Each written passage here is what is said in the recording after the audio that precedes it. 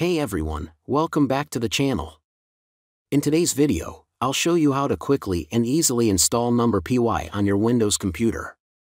Whether you're diving into data science, machine learning, or just getting started with Python, NumPy is an essential tool. Let's get it set up in just a few steps, so you can start using it right away. Let's jump in. Ensure you have Python installed. If not, install it from the official Python website and make sure to check the box that says Add Python to Path during installation.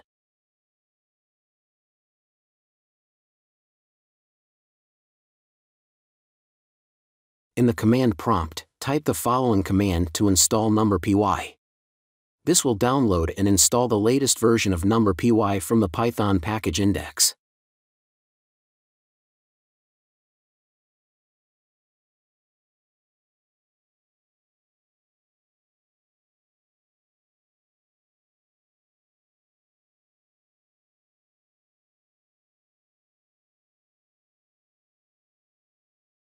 After installation, you can verify that NumPy was installed correctly by running.